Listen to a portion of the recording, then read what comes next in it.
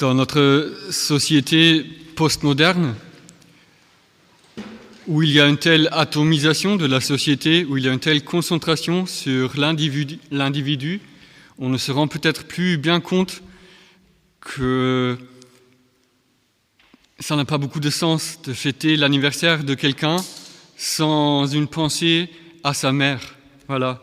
Et on ne peut sûrement pas fêter la nativité du Seigneur sans fêter sa mère. Et peut-être que la première prière qui monte en notre cœur, pour ceux qui la connaissent, c'est cet hymne. Il est vraiment digne de te bénir, Mère de Dieu, toujours bienheureuse et tout immaculée Mère de notre Dieu. Tu as enfanté le Verbe de Dieu, tu es vraiment Mère de Dieu, nous te magnifions. Saint Alphonse de Liguori, dans son classique de la spiritualité mariale, Les gloires de Marie, s'interroge pourquoi les évangélistes étaient si discrets au sujet de Marie. Pourquoi ils n'ont pas donné plus de titres de gloire à cette femme, mère de Jésus? Pourquoi ils n'ont pas loué davantage? Eh bien, il conclut que la raison doit en être que dans cette expression, mère de Jésus, toutes les louanges sont déjà incluses. Pour saint Alphonse, dès qu'on dit Marie, mère de Jésus, eh bien on a dit toutes les louanges de Marie. Bon, il n'ignore pas que les pères du concile d'Éphèse se sont battus pour bien préciser, c'est parce que Jésus est vrai fils, vrai Dieu, et vrai homme, que Marie, mère de Jésus, est vraiment mère de Dieu. Alors vraiment fêter Marie, mère de Dieu, c'est vraiment une fête de l'incarnation, c'est vraiment une fête de Noël. Les bergers, ils se mettent en route pour voir ce qui leur avait été annoncé, cet enfant, ils trouvent Marie, Joseph et l'enfant nouveau-né couché dans la mangeoire. Alors quand nous célébrons la mère de Dieu, la mère du Sauveur, nous fêtons bien sûr aussi notre mère. D'après Léon le Grand, l'anniversaire de la tête est aussi l'anniversaire du corps. Et comment la mère de la tête ne serait pas la mère du corps. Et j'aimerais vous partager un petit événement magnifique dans l'histoire du salut qui s'appelle la tradition. C'est cet entretien entre Marcel Van, Marie et Jésus. Alors c'est d'abord Marcel Van qui s'adresse à Marie. Au ciel, je pourrais t'aimer au gré de mes désirs. Ô Marie, tu es ma mère, et je ne me lasse pas de le répéter, car ce nom de Marie est le nom de ma véritable mère. Marie, je t'aime. Cependant, ô mère, quoi qu'il en soit, je ne t'aime pas autant que j'aime Jésus. Voilà, c'est mignon. Il déclare son amour filial à Marie, mais attention, Jésus, quand même, il sera plus important. Alors là, Marie va lui donner parfaitement raison. Allons, petit Van, c'est donc Marie qui s'adresse à Van. Allons, petit Van, je ne t'ai jamais obligé à m'aimer plus que tu n'aimes ton Jésus. Lui seul est digne de recevoir l'amour. Tu entends, mon enfant? Moi, je ne suis que l'intermédiaire entre Jésus et toi, et mon rôle est de faire que ton amour pour lui devienne chaque jour plus fort.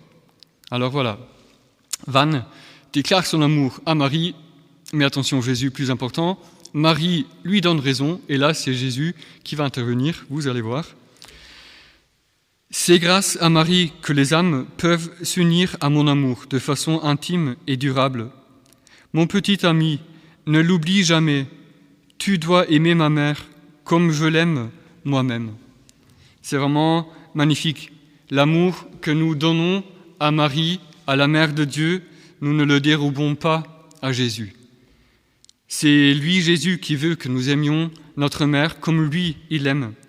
Fêter la mère de Dieu, c'est se joindre à Jésus qui fête sa mère.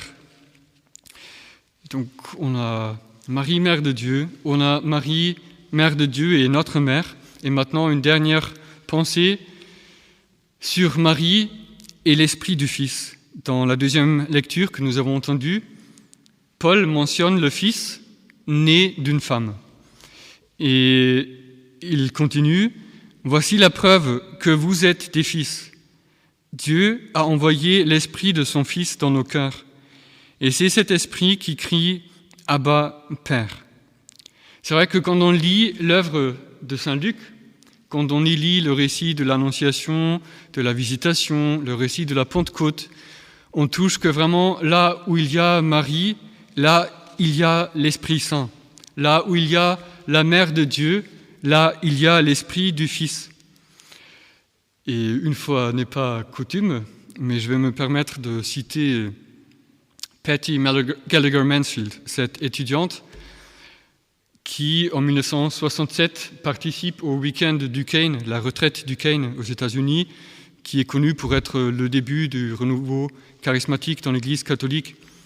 Cette femme qui a depuis assisté à des centaines de milliers de personnes pour qu'ils puissent eux aussi s'ouvrir au don de l'Esprit Saint, au don de l'effusion de l'Esprit Saint, eh bien, Patty Mansfield, elle donne une conférence aux membres de la communauté de l'Emmanuel en France.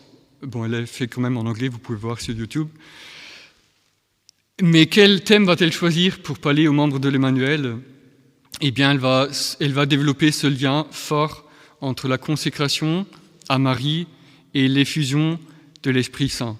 Comme c'est bien vu, comme c'est biblique. Là où il y a Marie, là il y a l'Esprit Saint. Et Patty Gallagher Mansfield préconise donc la prière toute simple de Saint Bernard, Monstra te esse matrem, montre que tu es mère, montre-nous que tu es notre mère. Si nous fêtons aujourd'hui la mère de Dieu, qui est aussi notre mère, et s'il y a ce lien fort entre la mère de Dieu et l'Esprit du Fils, eh bien demandons à Marie de nous montrer qu'elle est vraiment mère de Dieu, qu'elle est vraiment aussi notre mère. Demandons-lui la grâce en ce début de l'année civile d'être renouvelé profondément dans cet esprit du Fils, ou comme le dit la collecte du jour, demandons au Seigneur d'éprouver que Marie intercède pour nous. Alors, dans la joie, nous pourrons vraiment lui dire « Il est vraiment digne de te bénir, Mère de Dieu ».